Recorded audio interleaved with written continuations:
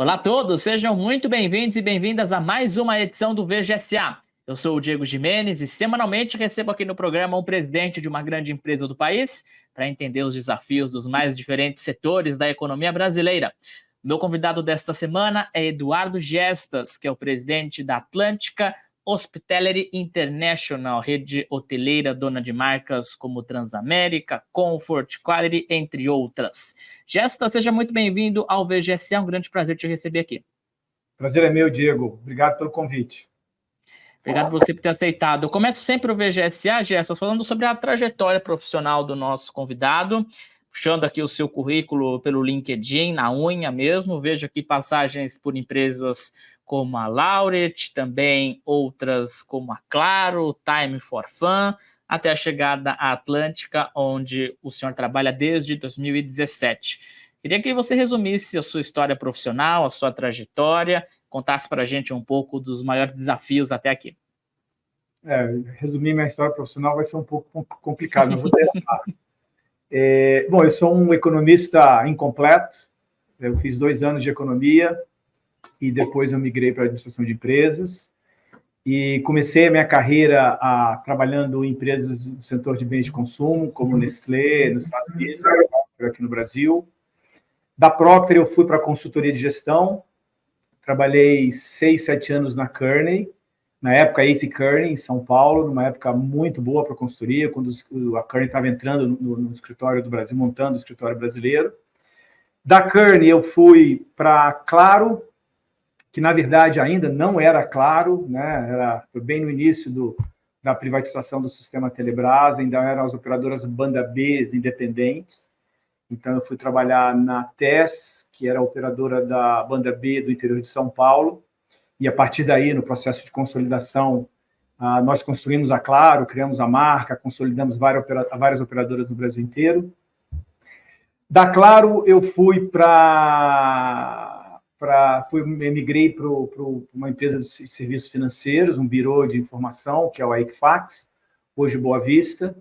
Tive uma passagem pela Time for Fun, na fase de preparação para o IPO. Da Time for Fun, eu fui para a hotelaria, em hotelaria foi minha primeira experiência, onde eu trabalhei com a Previ para preparar o complexo Costa do Sauípe para um processo de vendas. Daí eu fui para a Laureate International, né? A Laureate das universidades, onde eu fui CEO da Anhembi Morumbi e da FMU no Brasil por 6 anos. E desde então voltei para a hotelaria e estou agora na Atlântica, né, como presidente nesse processo de transformação e expansão. Então, assim, se eu fosse, né, definir o meu perfil, meu label, meu rótulo profissional, eu digo que eu sou um generalista e que adoro trabalhar em processos de transformação, empresas que passam por processo de transformação. Certo, quando a gente fala em transformação, ainda mais no setor hoteleiro, é impossível não falar da pandemia de coronavírus, um desafio imenso para toda a sociedade, mas claro, para o setor hoteleiro, setor de viagens, seja a lazer, seja a trabalho, foi fortemente impactado pela pandemia. Como é que a empresa atravessou esse momento? Já foi recuperado o nível de receitas e de lucro de antes da pandemia? E como é que isso também impactou os planos de expansão? A Atlântica hoje tem mais unidades ou menos do que antes da pandemia? Tem várias perguntas aqui. Eu vou começar respondendo a última pergunta, tá? A pandemia não atrapalhou o nosso projeto de expansão de longo prazo. A pandemia atrasou a expansão em 2 anos, que foi exatamente a duração da pandemia para o setor hoteleiro. Nós hoje estamos no nível bem acima do pré-pandemia, tanto em número de unidades hoteleiras como em receita.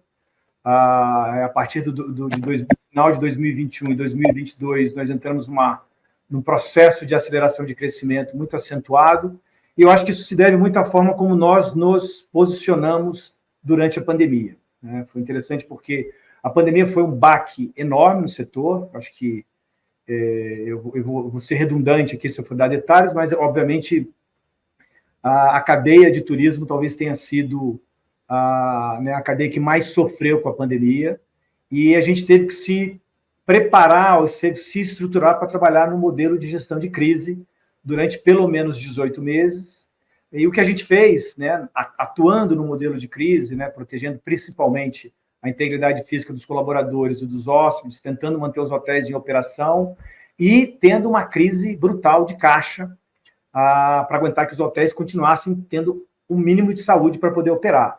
Só que, em paralelo a esse modelo de gestão de crise, a gente também investiu muito em desenvolvimento de negócios. Nós fizemos 2 aquisições e a gente investiu muito em tecnologia.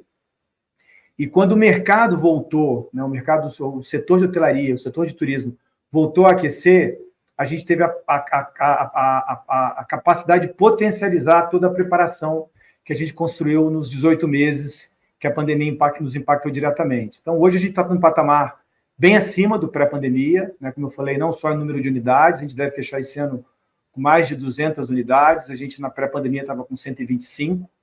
Nós vamos fechar esse ano com uma receita de 2,7 bi. No ano antes da pandemia, a gente fechou próximo, um pouquinho acima de 1 bi.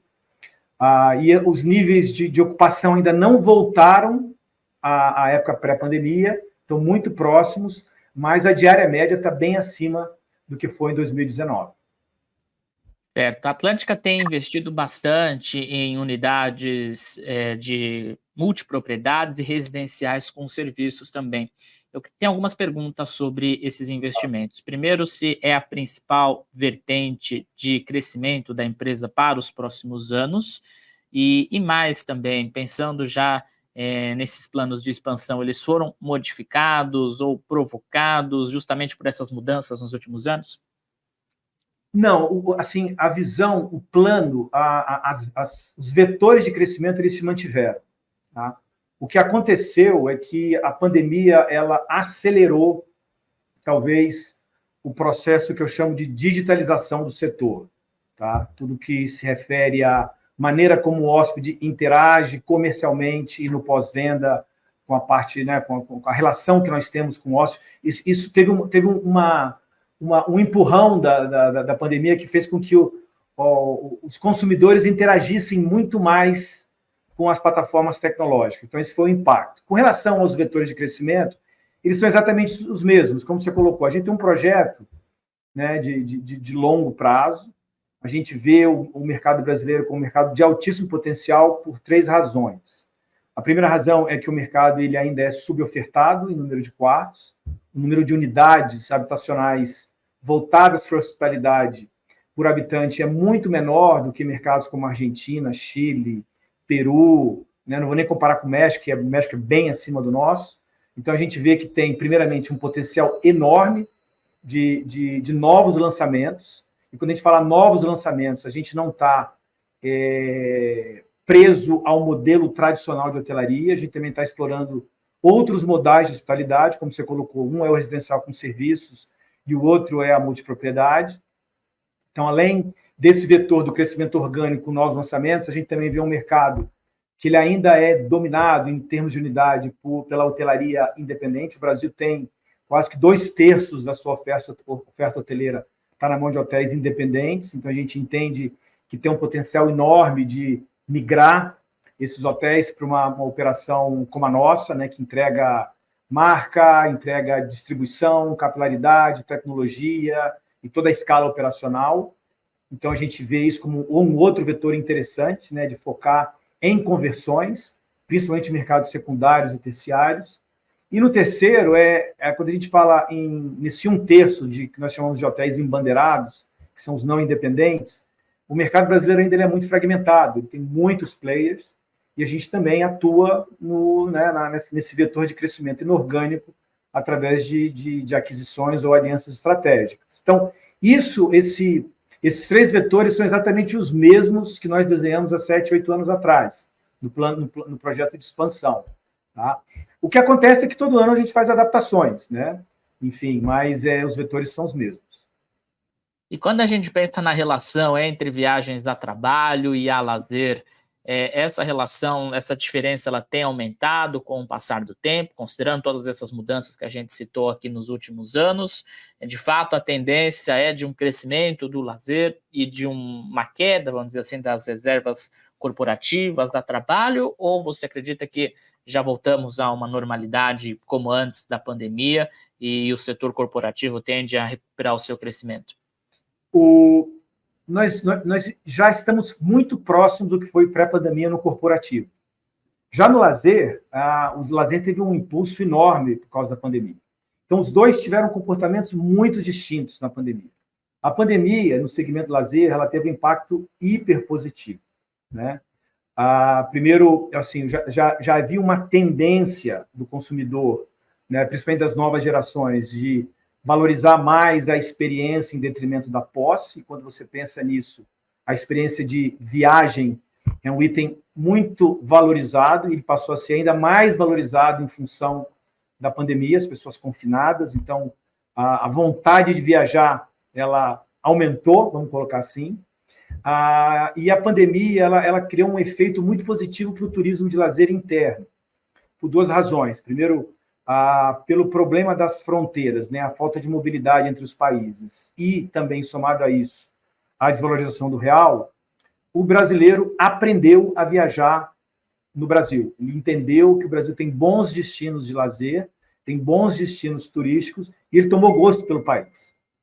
Então, a gente entende que o que aconteceu é que, na pandemia, o segmento de lazer, ele recuperou muito mais cedo, e ele entrou em fase de expansão muito acentuada. Mas hoje o segmento de lazer é muito maior do que era o segmento de lazer pré-pandemia, né? Evidentemente, você tem aí uma questão que é ainda a questão cambial, né? Está muito caro viajar para fora do Brasil com dólar acima de R$5. Isso é um estímulo para viagens domésticas. E também é um estímulo para atrair o viajante internacional que enxerga no Brasil um país com lazer barato. O segmento corporativo ele teve um comportamento bastante distinto, né? Primeiro que no primeiro momento ele não travou, ele não parou.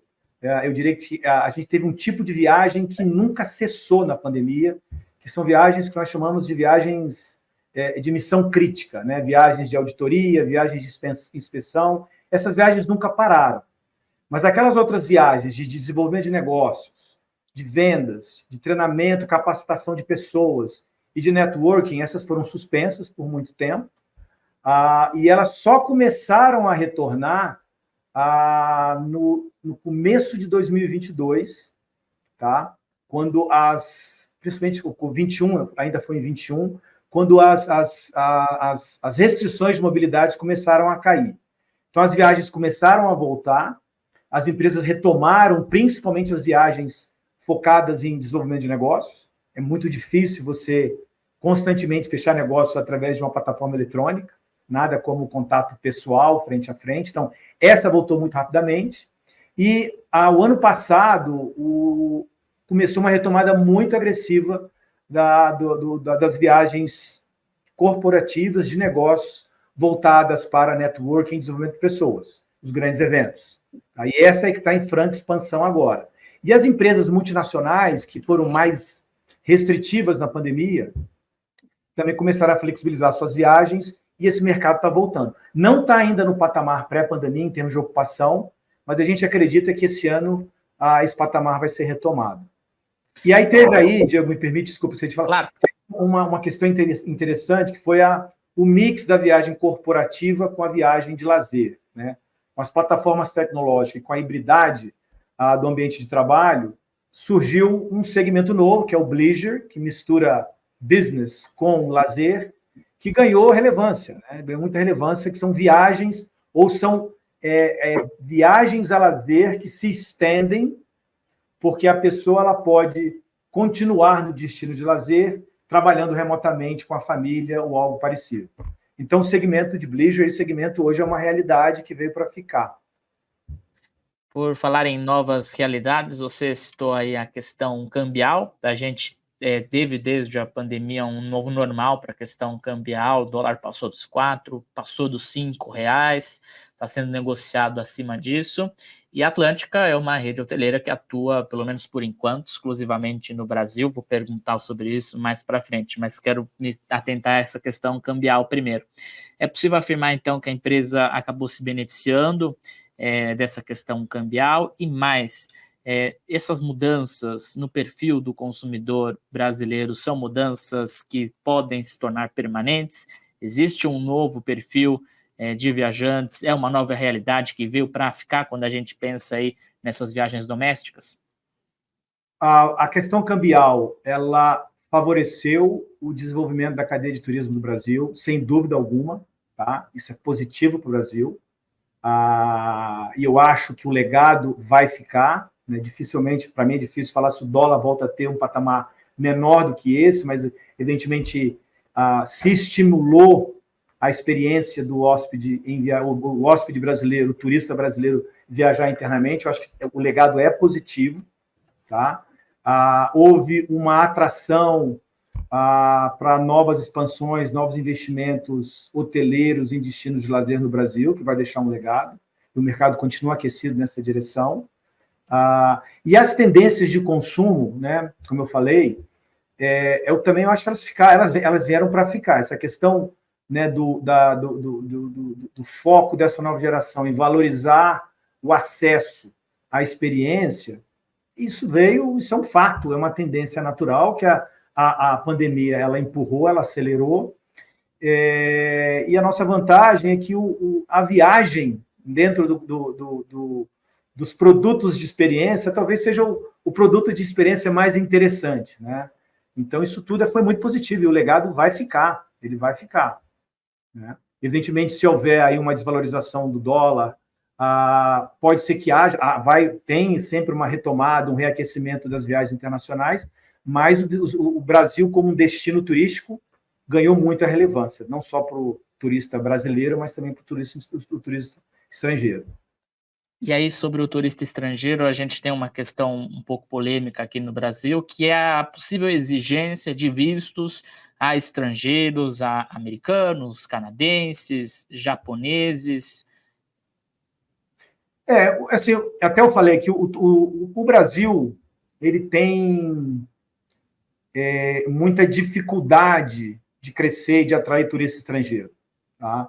Ele tem questões estruturais. Primeiro, o Brasil ele é muito longe, né? Ele está longe do hemisfério norte, que são os grandes mercados emissores, diferente do México, por exemplo, está colado nos Estados Unidos, né? Ou os destinos mediterrâneos, ele é muito próximo, né, da Europa, evidentemente. Então, o Brasil está distante. Ou a Austrália, que tem um mercado do Sudeste Asiático e da China, o Brasil é um mercado distante. O Brasil tem questões de infraestrutura que dificultam a atração de turistas estrangeiros? Tem. E o Brasil tem questões que têm que ser endereçadas. A gente tem uma imagem de um país com muita violência, que espanta, né? Isso não é positivo. Nós temos uma mão de obra que tem que ser melhor qualificada para receber o turista estrangeiro. Projetos de saneamento têm impacto positivo no desenvolvimento. A própria malha aérea regional tem que se desenvolver. Então, o Brasil é um enorme potencial para ser um destino internacional de altíssimo interesse, né? Dada a situação do país, o país tem 6 biomas, o país tem uma costa enorme, o país tem um clima favorável, tem um povo receptivo, acolhedor, tem uma cultura, uma culinária, um folclore fantástico, mas a gente não consegue decolar, tá? E, na minha visão, o Brasil deveria encarar o turismo como uma política de Estado, com muito mais seriedade, né? Porque o turismo, além de ser hoje já, né, um grande...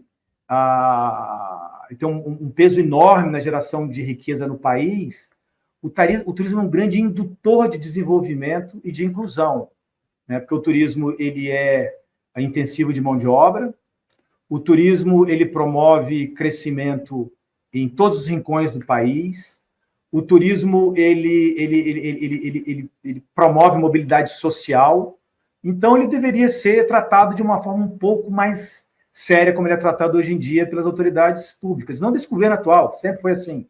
O dia que a gente entender o potencial do turismo e investir no turismo como ele tem que ser, né, como outros países fazem, o Brasil pode se tornar uma potência, né, de destino internacional, que hoje ainda não é. Certo. O setor tem atuado nessa questão da exigência de vistos a americanos, canadenses, japoneses.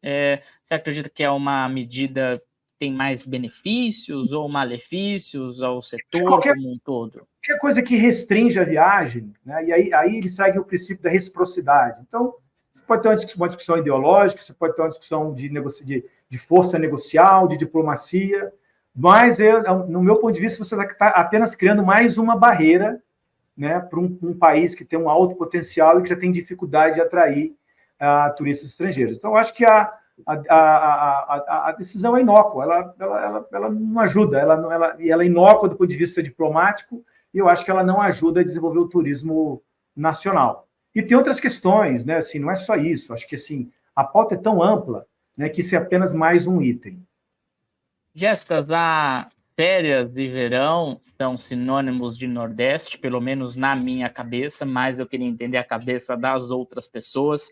Existem regiões ou cidades até então pouco exploradas e que estão ganhando relevância no cenário nacional do turismo brasileiro? Eu acho que o Nordeste sempre é um destino interessante, o Nordeste desenvolve muito, é um mercado que atrai investimentos de grandes resorts, mas a gente vê no Brasil alguns destinos de lazer que conseguem operar e que se desenvolveram de forma muito eficiente, muito competente.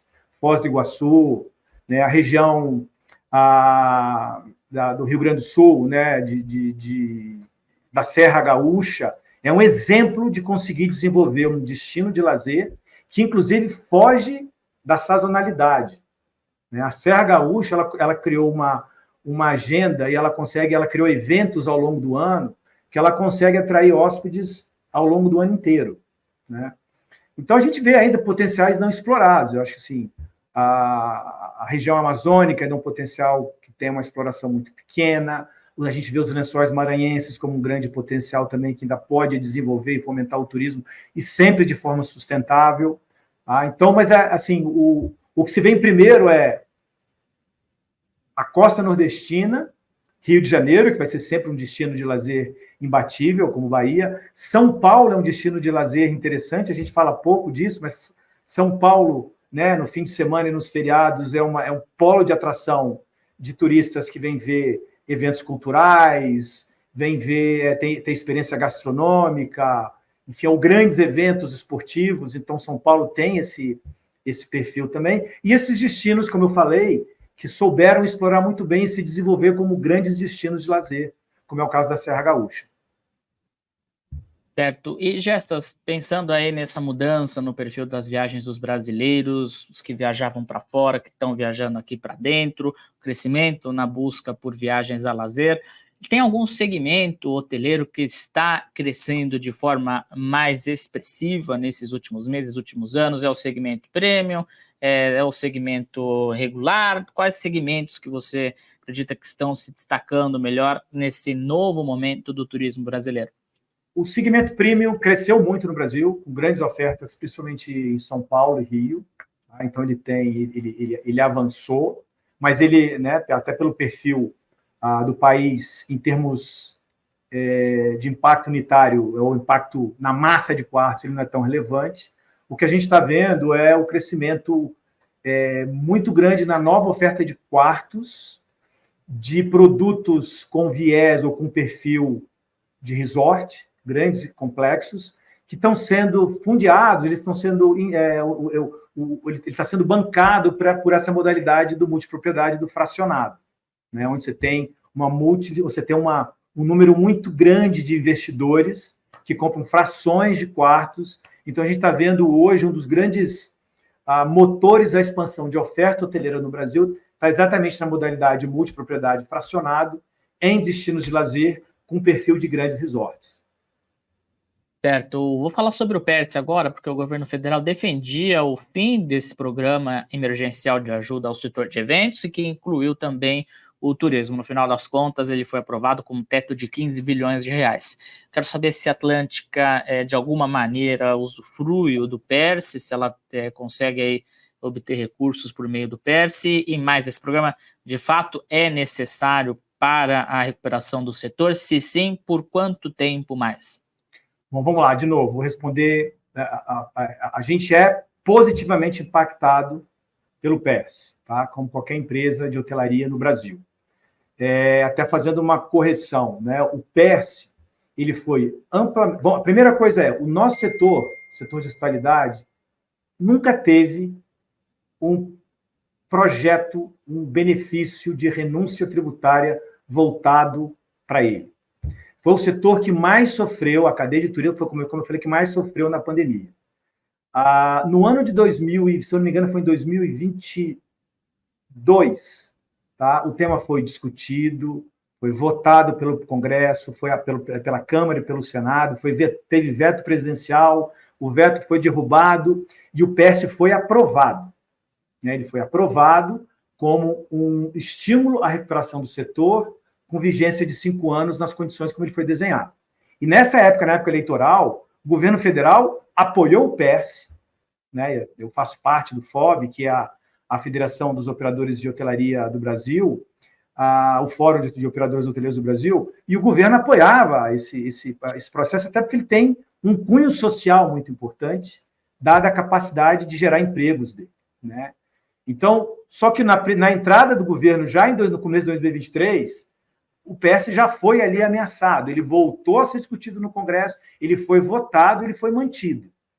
Chegou na virada de 23 para 24, através dessa MP, de uma MP, ele foi novamente desafiado pelo governo federal de uma forma, vamos dizer, minimamente, como eu posso dizer, uma forma, né, através de uma MP que forçou uma situação no Congresso, gerou muita discussão, muito debate, e mais uma vez o PERS foi mantido. Tá? Ele foi mantido com o quê? Com um teto e com uma regressão. Obviamente, nós preferíamos que o PES fosse mantido na sua forma integral, como ele foi aprovado no passado. Por quê? Por 2 razões. Né? A primeira é a gente tem que ter um mínimo de segurança jurídica no país. Então, se tem um programa que é aprovado, que é votado, que é debatido, ele entra em vigor, as empresas se preparam, se planejam, fazem seus orçamentos, seus investimentos com essa premissa, ele não pode ser vetado e derrubado no meio do caminho, na forma como foi tentado. Então, acho que tem esse primeiro ponto. Isso ia causar uma insegurança jurídica enorme, não só para o segmento de hospitalidade, mas para toda a cadeia, né, toda a cadeia do turismo. A outra coisa, assim, olha, o segmento, em geral, está apresentando números muito positivos de recuperação. Como eu falei, os patamares de receita estão mais altos do que foi a época pré-pandemia. Só que a gente ainda passa por um processo de recuperação de caixa, recomposição de caixa, redução de endividamento, retorno de integralização de capital que foi feito para segurar o processo na época. Então, os hotéis têm que, a partir de então, voltar a investir em retrofit. A gente tem, de modo geral, os equipamentos brasileiros estão defasados e o hotel necessita de investimento. E a gente ainda tem, como eu falei, um país que tem uma oferta hoteleira muito limitada. Tá? Então, assim, nós precisamos, sim, continuar com o processo de recuperação. A gente não recuperou a níveis necessários para que o setor volte a crescer ou que cresça como ele tem que crescer. Tem um número interessante que é, quando a gente fala em preço, a gente tem uma tendência a comparar o nível de tarifa, o nível de preço dos hotéis hoje com o que foi dezembro de 2019. Em dezembro de 2019, o setor ainda saía de um processo de recuperação da recessão de 2015 e 2017. Então, a boa referência que nós temos que ter é com o ano de 2013, né, que foi o último bom ano. Não estou nem colocando 2014, que foi o ano de Copa do Mundo. Então, assim, a gente ainda hoje, o setor ainda hoje, ele está mais ou menos, aproximadamente 10% abaixo dos níveis de preço de 2013, né, se eu inflacionar 2013. Então, assim, a gente ainda passa por um processo de recuperação.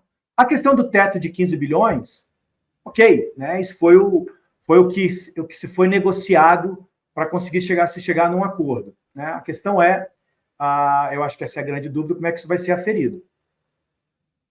Certo. Para a gente encerrar o nosso papo aqui, Gestas, vou jogar a nossa conversa para o futuro. O telespectador que nos assiste pode esperar movimentos da Atlântica como internacionalização da marca, IPO em Bolsa de Valores, ou o foco no momento é outro, é dispersão no mercado doméstico, e esses 2 planos que eu citei aqui, internacionalização e IPO, ficam em segundo plano, ficam para um outro momento?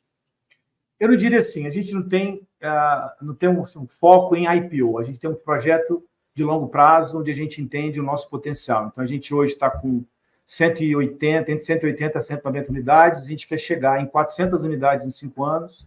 A gente hoje vai fazer uma receita de 2,7 bi, né, que foi 600 milhões há 5, 6 anos atrás, então já um crescimento vertiginoso. A gente projeta passar de 5,5 bi em 5 anos. E a gente está trabalhando muito voltado para crescimento volumétrico, né, principalmente nesses 3 vetores que eu te falei, a hotelaria tradicional, o residencial com serviços e a multipropriedade. Então, a gente vê um potencial enorme de expansão e de conversão e de projetos greenfield, né, que vão fomentar esse crescimento. E, além disso, a gente está trabalhando muito em capturar todas as sinergias do tamanho que a gente atingiu. Então, a gente tem muito investimento em tecnologia, em centralização, automatização de processos, em Big Data, melhorar a parte a analítica, criar modelos de precificação dinâmica, melhorar o nosso CRM, a nossa venda direta através dos nossos sites, o nosso marketplace de suprimentos. Então, gente, nós temos um plano muito ousado de expansão no país, dado o potencial que o Brasil tem, como eu falei para você. Todo ano a gente avalia a oportunidade de internacionalização. Tá? Mas quando a gente se depara com o potencial de crescimento que está ao alcance do braço no país, a gente acaba postergando essa expansão. Se eventualmente aparecer uma oportunidade boa de aquisição em algum outro mercado na América do Sul, a gente certamente vai avaliar. Mas o foco hoje dado o potencial do Brasil, é focar o crescimento no mercado nacional. Tá certo. Eduardo Gesta, CEO da Atlantica Hospitality International, obrigado pelo papo aqui no VGSA, sucesso nos negócios, e as portas do programa do Radar Econômico estão sempre abertas. Até a próxima. Muito obrigado, eu que agradeço. Valeu. E é isso, gente. Ponto final nesta edição do VGSA. Obrigado pela sua companhia, pela sua audiência. Anota aí na agenda, põe alarme. O VGSA está no ar todas as terças-feiras, às 11 horas da manhã, onde eu converso com o presidente de uma grande empresa do país para entender os desafios dos mais diferentes setores da economia brasileira. Faço convite, assiste também o Veja Mercado, nosso programa diário de entrevistas sobre economia e mercado financeiro. Esse está no ar de segunda a sexta, ao vivo às 10 da manhã, no YouTube e no Facebook de Veja. Obrigado pela companhia, pela audiência. Semana que vem eu volto com mais um VGSA. Até lá.